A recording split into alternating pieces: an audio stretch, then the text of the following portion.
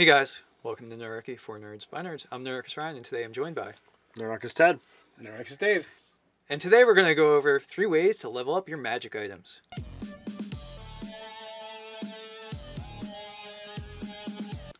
Jump down the description below where you can sign up for Nerdarchy, the newsletter. It's a great way to get gaming tips, as well as learn how to game with Nerdarchy. So we came up with several ways to accomplish this goal. Indeed. How do we level up those magic items? You guys have been requesting it for ages now. Now we're going to do it. Yeah. So first, did you want to go? I was just saying, in 3rd edition, there was the concept of leveled treasures, and even in earlier editions, there were ways to make magic items even better as you gained levels or did certain things. But 3rd edition really gave mechanics to it. And people really jumped on it. It's a great way to be like, oh, this is my father's sword, and I want to just use this. Or I've got this hereditary item, and I want to keep it and use it throughout the whole game. And all I got was a receding hairline. So we're going to give you 3 steps for, or 3 ideas for how you could accomplish that. So the first of which we're going to talk about is mechanics-based, game mechanics-based.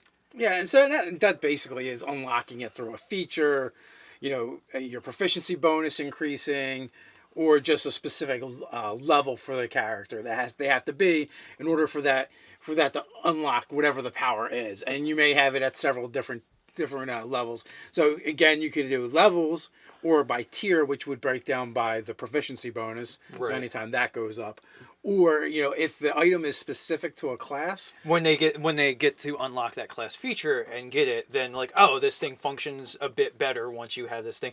It's good as if you're the dungeon master to have an idea that player is going to at least run through that class most of the way, so they'll actually unlock getting to have that item's capacity used. Well, there could be some fun things too, like especially maybe if they're options, right? Like almost like a menu, you get to pick something when you unlock it.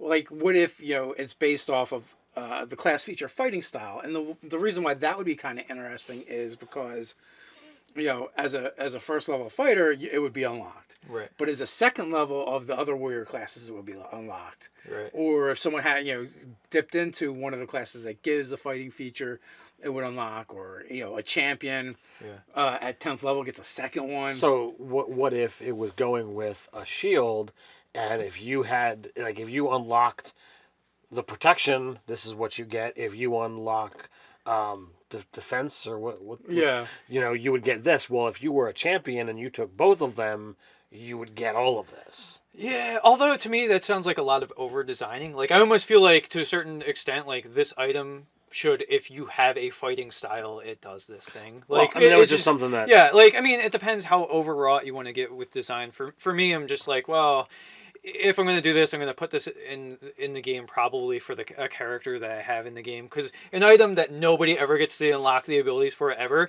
is just a rusty longsword. So best magic item. Oh, no, worst. So that's the opposite. So that might be an idea. Arcane Recovery is another idea, because there's several classes. There's like 2 classes that get invocations, or maybe X number of invocations. If you're putting something in there for the warlock, could be a way to go for that magical one. Secrets. So there's definitely you can definitely tie things to different features that way. Right. Yeah, so we have that, or channeling divinity. So that would be the first way that we'd go about. The second way, if you would do the honors, you could go with questing, and that would be specific story things that take place. So it's like, all right, I'm gonna traverse across the fire plains, and I can do this thing, and that will unlock this ability in my great father's sword. Or cleanse the tomb of Kazaki of the undead. Or bathe this blade in the blood of a unicorn. There we go. All different options to go with. Yeah. Yeah. Pick your favorite. Yeah, pick your poison.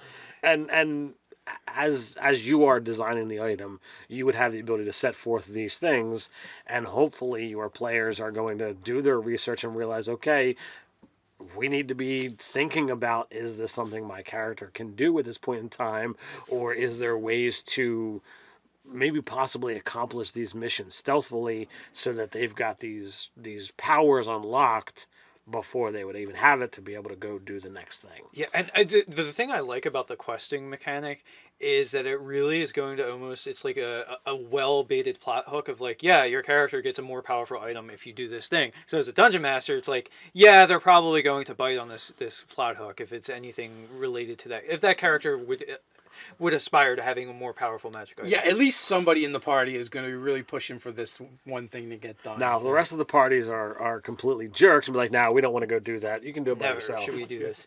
Yeah, and it would be good if it's kind of themed and tied into things your adventuring party is already sort of doing anyway, so you'll have that. Absolutely. So that's a second option. Dave, you got a third?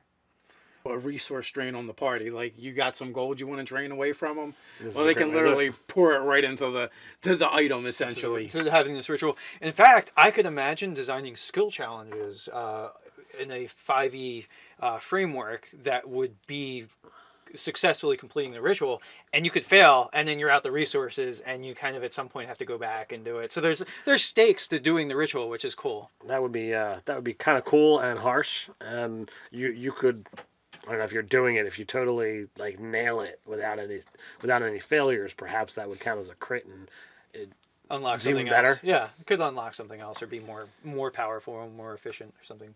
Yeah. All good ways to go. But the question is, are you guys using it in your game?